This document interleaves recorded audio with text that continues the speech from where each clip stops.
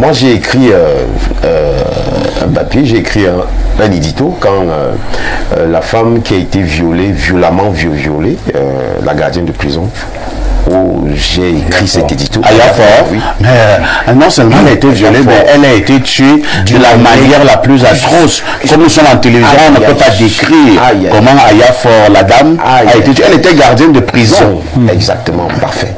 Ayafor a laissé 2 enfants. Ouais. Elle a laissé deux enfants, elle a laissé une famille, elle a laissé un mari pleurer, elle a laissé des petits frères, des cousines, des frères et sœurs et pleurer. Mais c'était, je ne sais pas si quelqu'un a subi ce genre de mort, peut-être encore notre frère et confrère MZ qui est décédé récemment. C'était atroce. On n'est pas sorti de l'aubaine. Ce matin, nous marquons un arrêt pour revenir sur ce qui prévaut la situation du côté du nord-ouest et du sud-ouest du Cameroun. Il s'agit de ce que certains ont baptisé la crise anglophone. Depuis un peu plus d'une semaine, ils sont environ 5 policiers qui sont tombés du côté du nord-ouest et du sud-ouest de manière atroce sous les balles de ce que l'on appelle depuis également quelques années des ambazoniens. On peut également les appeler d'une manière ou d'une autre les sécessionnistes. Je passe la parole au consultant Pierre Bleurugne-Mec. J'insiste parce que là nous parlons d'une affaire où les êtres humains tombent.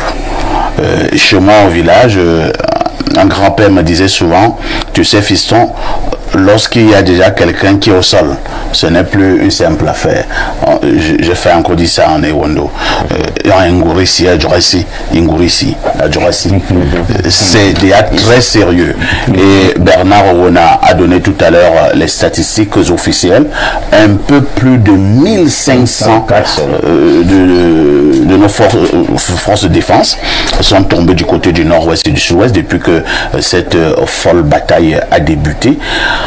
Subitement, ils sont nombreux les policiers qui recommencent à tomber et certains policiers sont montés au créneau, ont décliné leurs identités, ont dit là où ils travaillaient. Alors, c'est la manipulation, c'est toujours un jeu. Parfait. Je ne sais pas si vous avez mesuré la dangerosité du sujet que vous avez mis à l'ordre du jour. Oui, bien entendu. Tant mieux. Ce n'est pas pour vous apeurer, hein, puisque vous et moi, nous sommes dans le même bateau. Vous coulez, je coule. C'est clair. Vous savez parler des Jeux Olympiques. Non, parce que c'est dangereux.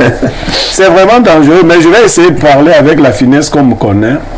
Il faut dire au DGSN, il faut dire à Galaxy Toga, il faut dire au MINDEF qu'ils doivent mettre un œil sur la probité morale des leaders qui dirigent les jeunes gens dans le NOS.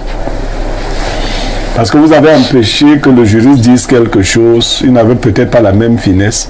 Quand les gens mettent l'on dans les territoires en guerre, ils développent des mécanismes particuliers.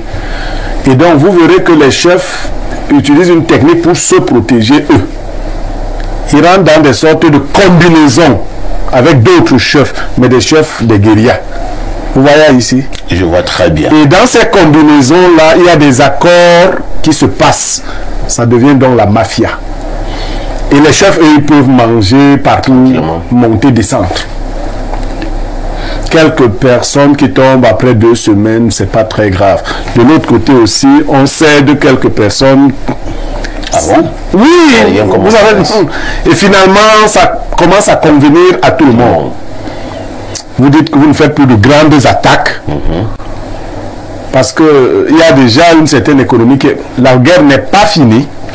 Donc vous ne frappez plus durement. Nous aussi, nous demandons ici que ça s'arrange d'une certaine façon. Chacun doit perdre de temps en temps.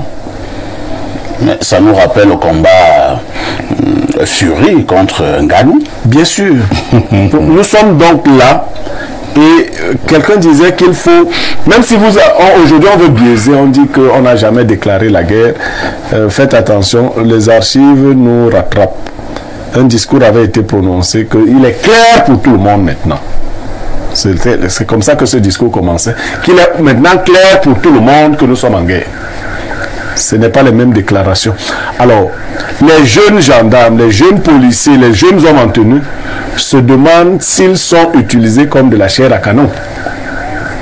Ils se demandent si c'est contre eux que la guerre est dirigée, et ça nous inquiète, ces trois autorités doivent interroger les leaders qui sont là-bas, qui semblent cela couler douce. Parce que vous ne pouvez pas expliquer à des jeunes gens que des bandits rentrent dans la ville, abattent froidement leurs camarades.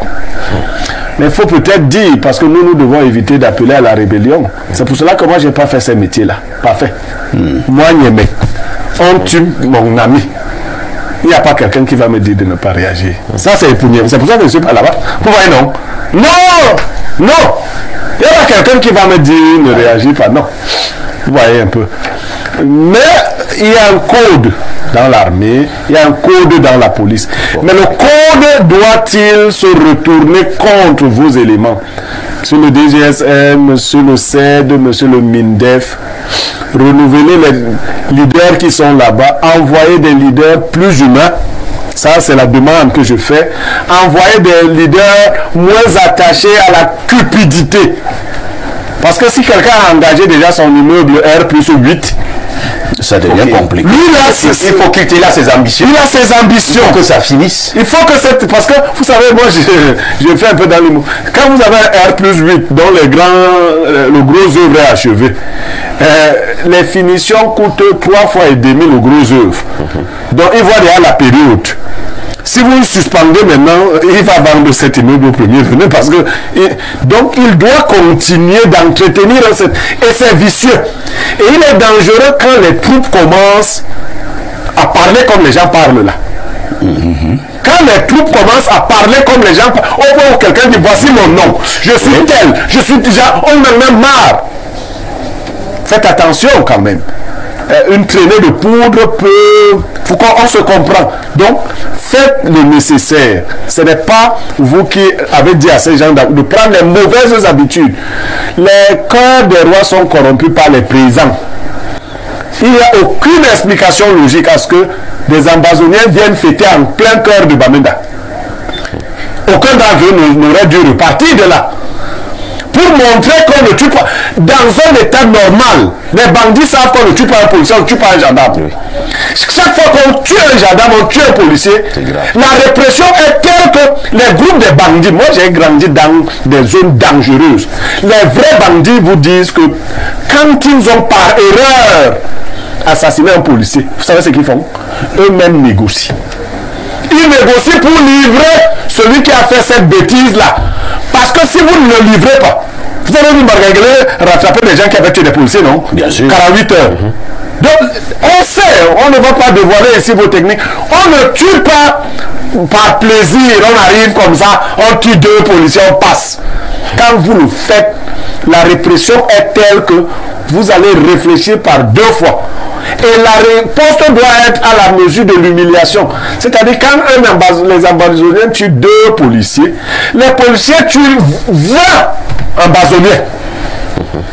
Ça montre aux ambazoniens que non. On n'est pas facile. Vous pouvez encore faire vos petits trucs là, en brûle une moto, on fait comme ça. Mais vous tuez un policier, vous tuez un gendarme, la riposte est à la mesure du mépris qui a été. Donc, ramenez de la sérénité dans les rangs. Ramener de la sérénité, la grande muette commence à jaser et ce n'est pas bon. Merci Pierre Berrieux.